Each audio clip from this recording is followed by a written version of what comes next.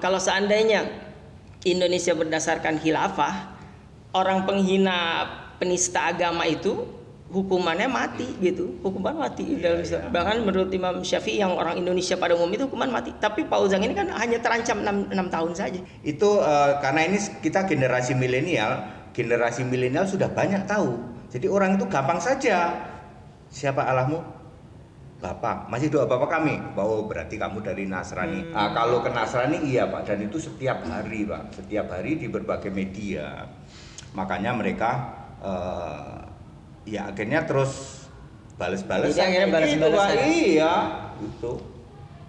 Memang sebetulnya kalau dari Islam sendiri di Al-Quran disebutkan janganlah kau menghina kalangan di luar agamamu karena mereka akan balik menghinamu tanpa pengetahuan gitu. Maksudnya ya ini akhirnya terjadi mungkin karena ada yang menghina dibalas lagi menghina padahal udah dilarang itu oleh Allah Subhanahu wa taala.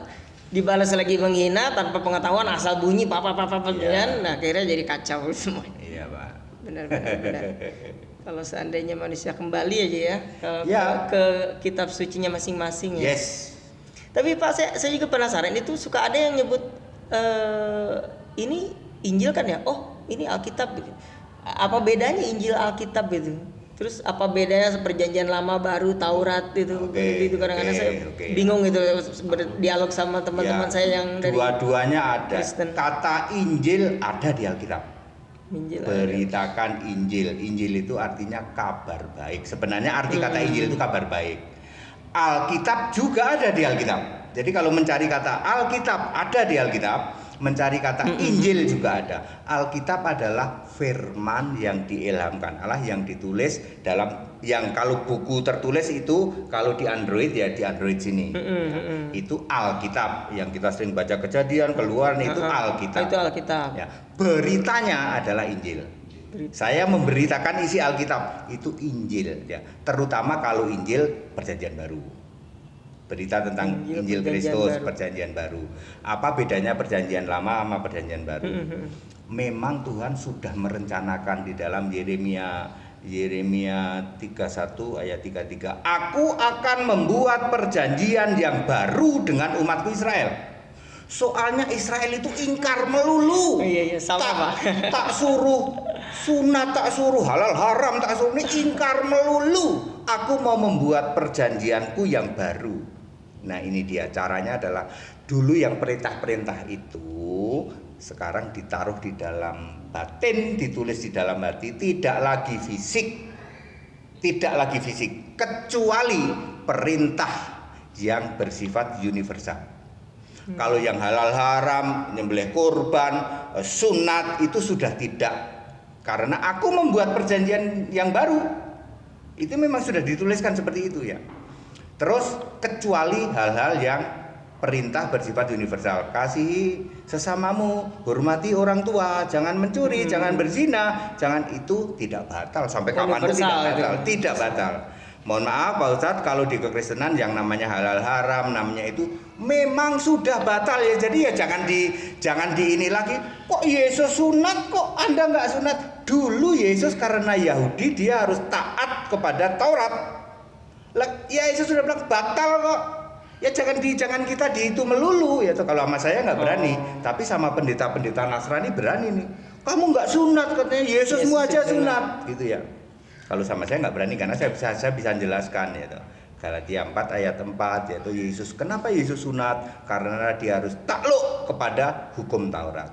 Perjanjian lama itu membimbing sampai Yesus. Setelah sampai Yesus sudah, terus itu sudah tidak berlaku. Nek di tempat Bapak masih berlaku ya monggo ya, tapi tidak bisa lagi kita di apple to apple terus gitu ya. Yesusmu sunat, Yesusmu puasa, Yesusmu apa Abraham begini ya. Kita sudah ada yang namanya perjanjian lama, perjanjian baru ya. Yang sudah pada hidup melalui perjanjian lama sudah pada mati semua. Kita sekarang masuk di era perjanjian baru ya. Era sekarang ini kita hidup mulai dari tahun 1 Masehi sampai sekarang 2021. Ini perjanjian yang baru. Jadi Jadi pada saat perjanjian lama Yesus masih disunat, masih sholat, sholat juga. Dan setahu saya puasanya 40 hari tuh. Yes. Benar ya? Yes. Itu perjanjian lama Taurat ya? Perjanjian lama, karena dia harus taat kepada Taurat. Apakah dia salat? Yes, karena dia sujud dan doa. Di dalam Matius 26 ayat 39. Yesus sujud dan maju sedikit.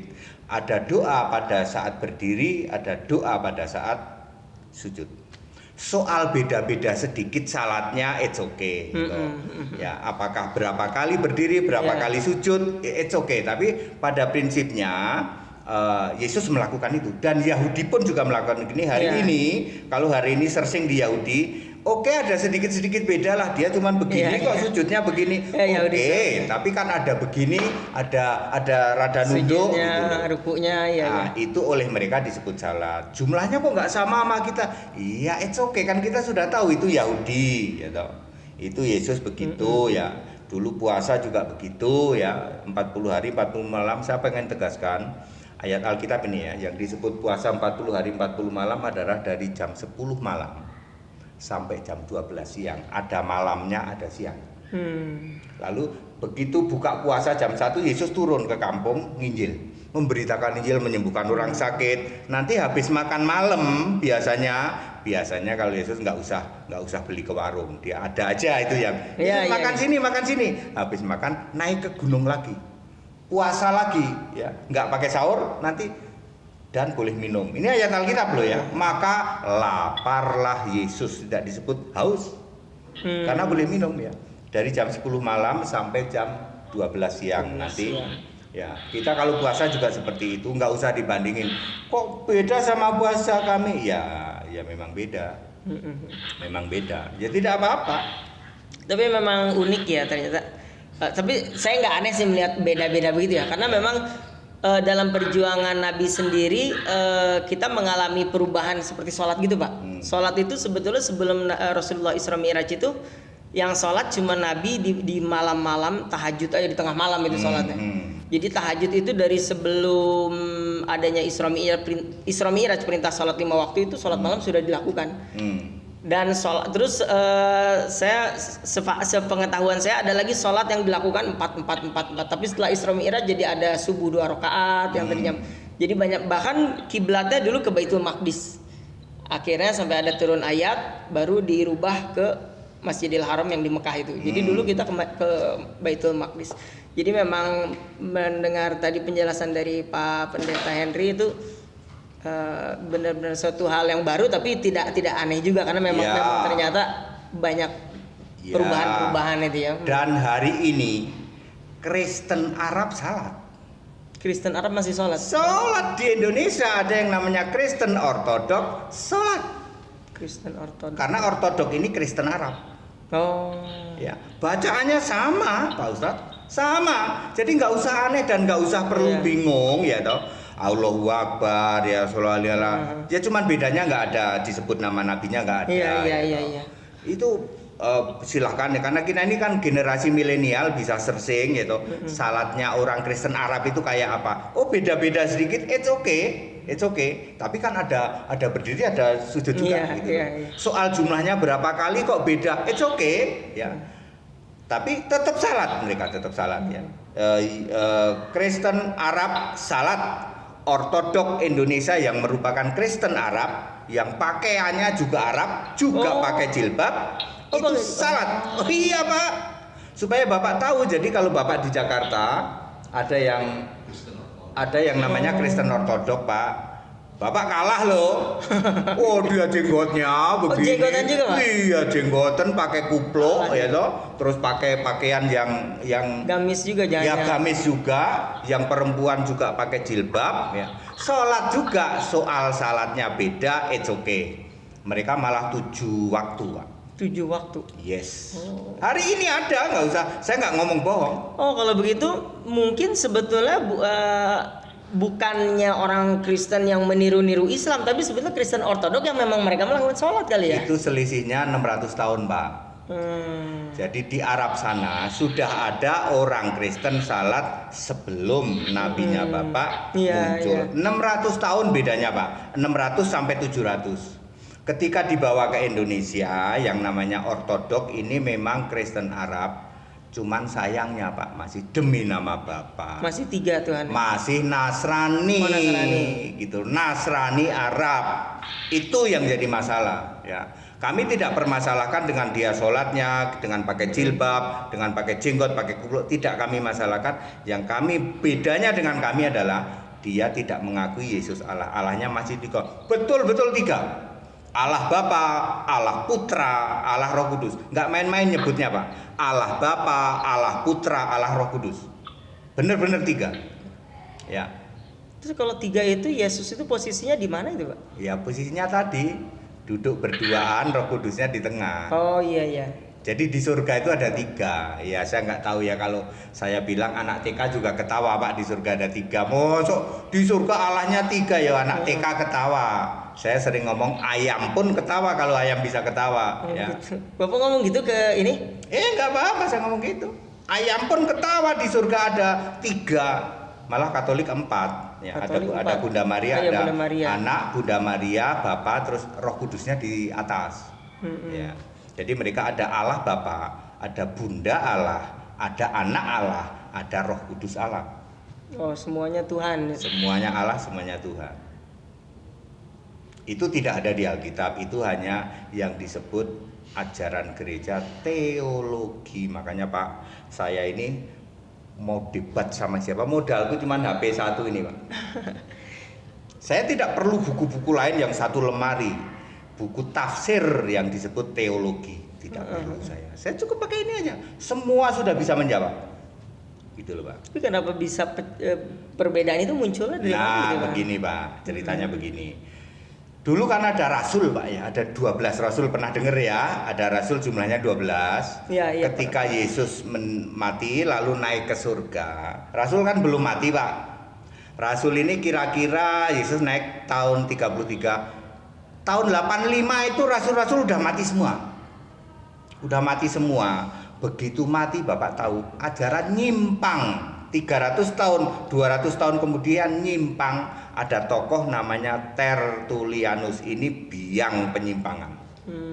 Allah itu 3, padahal tidak ada di Alkitab. Tapi mau nanya gimana wong rasulnya sudah mati. Iya. Dan Bapak perhatikan, Alkitab zaman dulu kan bukan kayak sekarang yang di sini atau enak banget kita. Dulu mungkin orang hanya pegang selembar atau 10 lembar dari Matius. Di sini pegang Matius, di sana pegang itu sebelum dikumpulkan menjadi buku yang kurang lebih buku kitab yang tahun 300-an. Itu sebelum dikumpulin inilah terjadi penyelewengan, lalu dirapatkan, dikumpulin, nyeleweng. Allah itu 3. Namanya Tertullianus, orang Negro Ethiopia atau Somalia lah, kurang lebih sama lah. Oh, dia yang melakukan Yes, pertama kali. itu biang yang namanya Bapa, Anak, Roh Kudus. Itu dia. Ya Allah 3 pribadi tapi 1 itu biangnya. Lalu turun ke sini ada Martin Luther. Habis itu makanya disebut gereja Lutheran. Pernah dengar? Lutheran tuh gitu. Lutheran tuh Martin Luther. Ya, ini masih Bapa Anak Roh Kudus, tetapi sudah tunggu. Marianya sudah nggak ada. Marianya udah. Oh Nggak bisa, ada. kenapa nggak ada tuh Pak? Beda Ya lagi. itu makanya Lutheran ini ajaran Oh, diperbarui baru lagi. Marianya dihilangkan ya toh. Mereka cuma Bapa, Anak, Roh Kudus. Lalu makin ke sini ada namanya John Calvin. Calvinis itu abad 17. Kalau ini tidak Bapa, Anak, Roh Kudus, tetapi Allah itu Tritunggal ya. 3 tapi tunggal gitu loh. Kalau dulu itu masih Bapa, Anak, Roh Kudus. Oh, Tritunggal itu baru ya justru Baru. ya. Iya saya. Istilah Tritunggal itu baru sebenarnya di sini ya. Ya dulu mungkin istilahnya bukan Tritunggal, mungkin dulu apa ya, 3, nggak tahu apalah, yang jelas dulu itu ada Allah Bapa, Allah Anak, Allah Roh Kudus, Allah Bapa, Allah Putra, Iya, dulu Allah kan Roh Kudus. pisah gitu kan. Ya, Makin mungkin kesini. dulu istilahnya apa Triteos atau apa begitu, tapi muncul Tritunggal itu saat John Calvin abad 17. Ya. Lalu digambar pakai segitiga, Bapa, Anak, Roh Kudus, pakai lingkaran. Lalu mereka itu semua tafsir itu nggak ada di Alkitab, semua tafsir. Buatan. Ya, Tritunggal itu ibarat tubuh, jiwa, dan roh. Ibarat matahari, sinar dan panas. Ibarat air, uap, dan es. Kan 3, tapi tetap air-air juga. Tafsir itu semua. Oh. Tafsir semua itu. Ya hari ini masih begitu. Nanti tafsirnya apa? Mac sama ini sama HP. Ini juga ini satu rangkaian ini. Oh itu baru justru ya. Baru abad 17. Muncul istilah Trinity. Iya Trinity. Ya Trinity itu kan pakai bahasa Inggris. Kalau di sini ya Tritunggal. Oh iya. Itu baru abad 17 ternyata ya. Iya luas sekali itu. Kadang-kadang saya dialog sama teman saya juga yang di Kristen, dia bilang, oh kalau saya nggak pakai patung Adijal, yang pakai patung tuh ini saya bingung, bukannya semua pakai patung yang ada itunya kan, ada itu Katolik. Ya, makanya Protestan kali ya. Ini ya aja bisa aja nyembahnya Bapa apa Yesus sudah gitu aja. Kalau yang Bapa pakai patung, Bapa itu ada yang pakai patung disebut Katolik, kalau tidak pakai patung itu ya Protestan, karismatik, Pentakosta, Advent itu tidak pakai patung. Tapi tetap tidak nyembah Yesus. Itu disebut Nasrani, itu tetap Nasrani. Tapi semuanya sama-sama salib kan? Apa gimana? Sama-sama salib. Hanya yang satu pakai patung dan satu. Iya. Oke. Tapi kenapa ada perbedaan itu patung dan tidak patung itu sendiri? Itu juga tidak ada ayatnya. Hanya gara-garanya begini ceritanya. Ya namanya cerita di daerah sana ya, di daerah Efesus. Suatu saat Paulus ini pernah dengar nama Paulus ya, kan? Sering dengar itu Paulus. Paulus menginjil. Lalu di Athena itu memang itu banyak dewa di Athena. Dari dulu banyak dewa. Dewa. Ada satu dewa, kami nggak tahu ini dewa apa. Dewa yang tidak tahu Allah, yang tidak tahu namanya. Lalu Paulus datang. Kamu tahu nggak? Allah yang kamu tidak tahu namanya itu adalah Yesus. Dia menciptakan siapa ini ya? Itu adalah Yesus yang menciptakan langit dan bumi. Yesus itu wujudnya apa? Oh, dia dulu orang Yahudi, gini. Oke, aku percaya Yesus. Langsung dibikin patung itu Yesus itu. Di situ langsung dibikin Yesus. Namanya ada 3 orang yang percaya omongannya Paulus ini. Di antara banyak patung, akhirnya patung yang dia nggak kasih nama ini jadi Yesus. Disitulah titik awal patung Yesus. Lalu berkembang habis patung Yesus, patung Maria. Lalu ada semua patung yang lain. Bunda Maria ya. Iya. Patung Bunda Maria. Yang ada kadang-kadang sambil megang bayi itu ya. Iya. Kasihan kan? Yesusnya sekarang sudah di surga, masih dibikin patung bayi ya. Ya memang beda ya, mereka Nasrani, kalau kami ini Kristen. Bedanya di situ. Oke. Ya kan karena kita ini era milenial, kita ini cross checknya mudah sekali ya.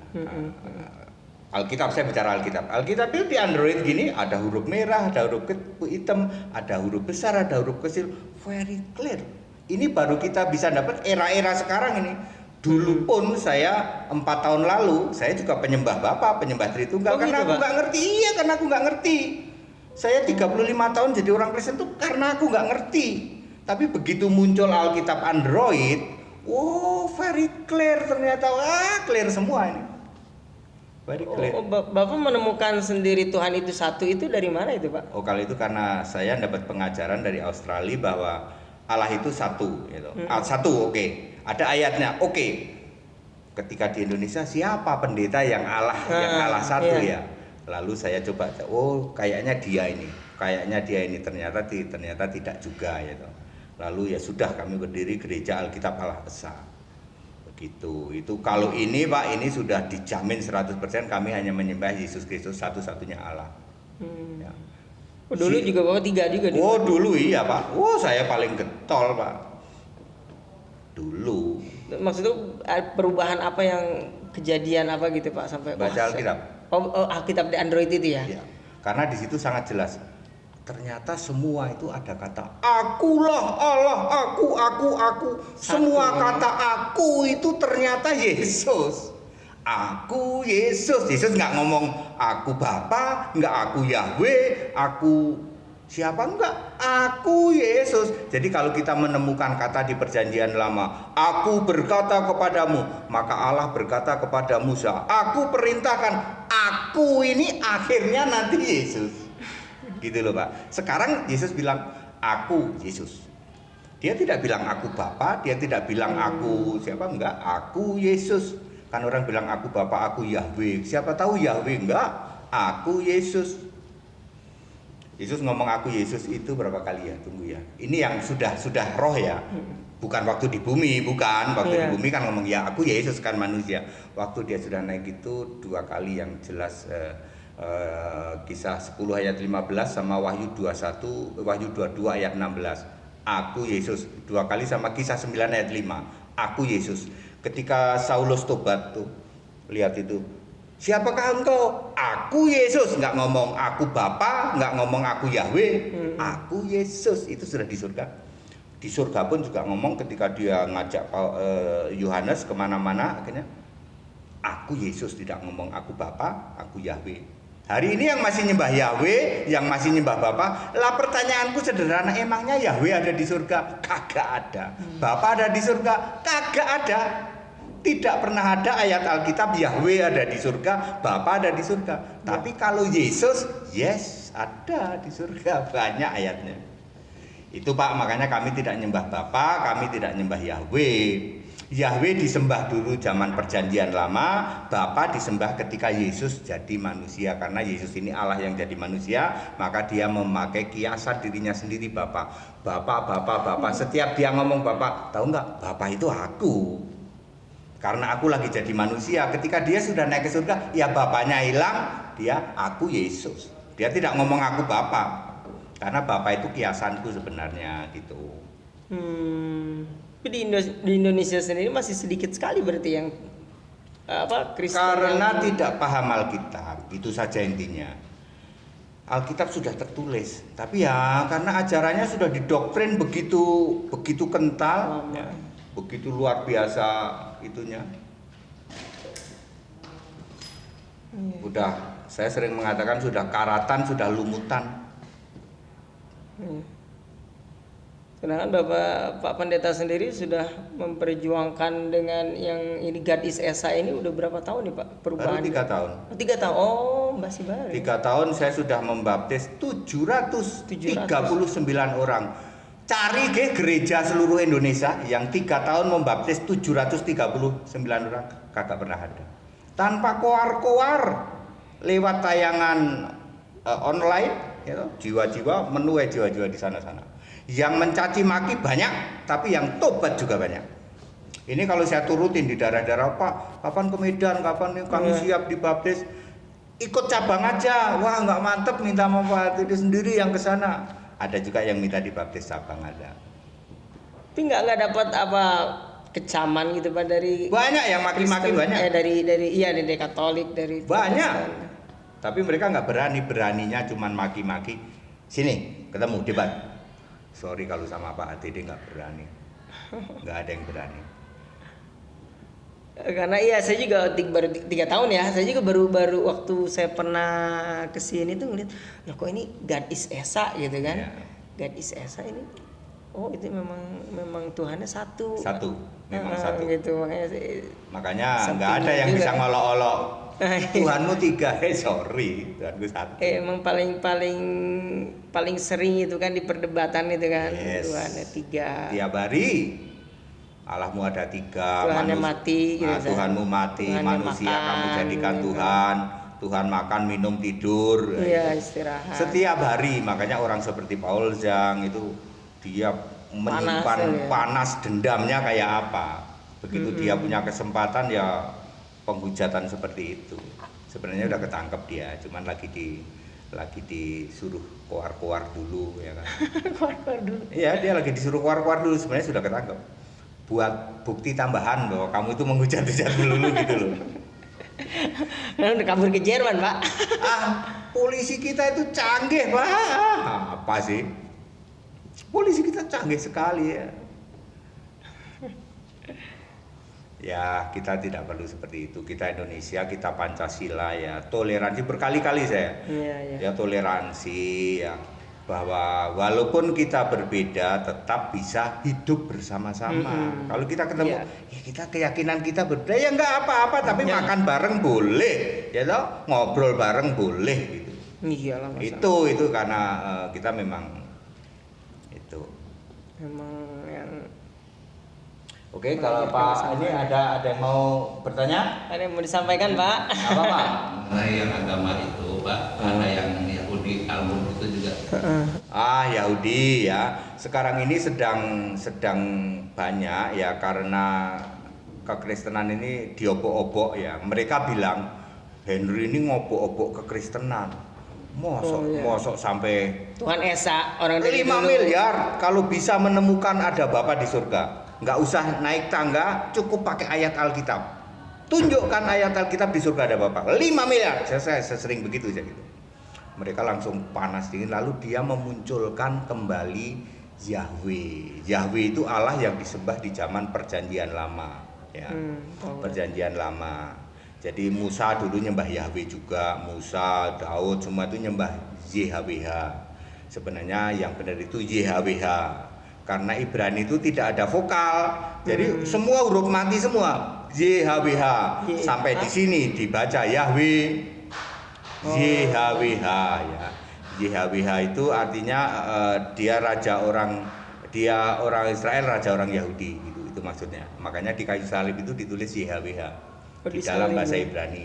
Dalam bahasa Latin disebut INRI, dalam bahasa Yunani disebut INBI, dalam bahasa Ibrani disebut YHWH.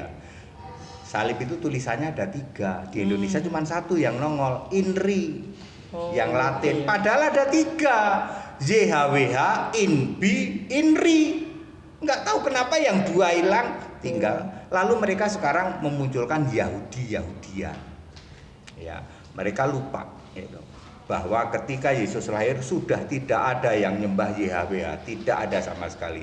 Saya ngomong lagi 5 miliar lagi nih. Kalau kamu bisa menemukan setelah Yesus lahir masih ada yang nyembah YHWH, enggak ada. Bapak tantang itu, Pak? Enggak, iya. Dari dulu. Dari dulu. Jadi karena YHWH ini dibentuk jadi manusia namanya Yesus ini. Ketika Yesus, jangankan ini Maria, ibunya Yesus nggak nyembah YHWH. Dia tahu, Zakaria bapaknya Yohanes nggak nyembah YHWH. Dia nyembah Tuhan Allah yang Maha Kuasa. Siapakah Tuhan Allah yang Maha Kuasa? Sekarang namanya Yesus. Sekarang, ketika Yesus sudah naik ke surga. Jadi Maria tidak nyembah YHWH. Sudah stop penyembahan terhadap YHWH. Bahkan Yesus ngomong, kalau kamu masih nyembah YHWH, iblis jadi bapamu, ular beludak kamu. Hari ini dimunculkan lagi YHWH. Karena Bapak udah nggak laku ya toh, semua sudah ngerti Bapak ini nggak ada Bapak di Alkitab. Lalu bagaimana kalau kita munculkan YHWH kembali lagi? Jangankan di surga, YHWH itu dari dulu sudah tidak ada yang nyembah YHWH. Tidak pernah ada di dalam Injil Matius, Markus, Lukas, Yohanes Perjanjian Baru ada penyembahan terhadap YHWH. Tidak pernah ada. Nah sekarang mereka munculkan lagi, bagi saya mudah banget, bagi saya mudah banget, gitu Pak ya. Jadi YHWH sudah tidak ada. Kalau hari ini ada yang masih nyembah YHWH, Yesus sendiri ngomong, kamu Yahudi palsu, jemaah iblis. Wahyu 3 ayat 9. Jadi kalau Bapak sekarang sok Yahudi nih, sok Yahudi, padahal orang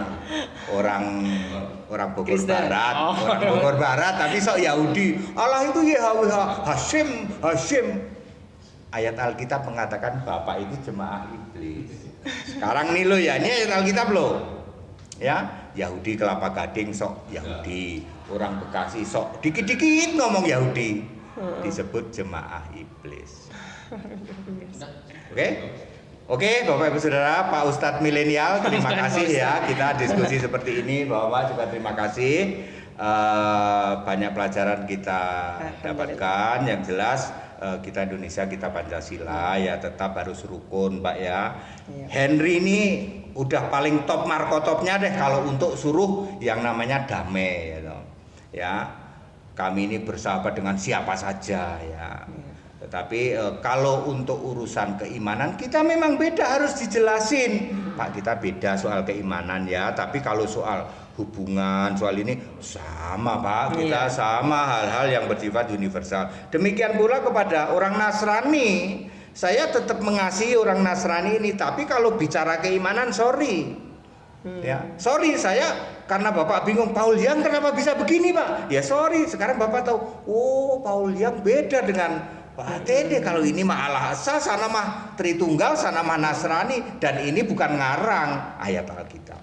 Bapak Ibu Saudara, terima kasih atas keikutsertaannya, dan nanti akan ada tayangan YouTube-nya diedit dulu. Terima kasih ya Pak Ustadz ya. Terima kasih, saya juga terima kasih Pak. Terima kasih ilmu dari baru. yang mengorganisir acara ini. Terima kasih Pak sudah kehadirannya. Baik, terima kasih. Sampai bertemu kembali di dalam lain kesempatan, lain momen. Salam.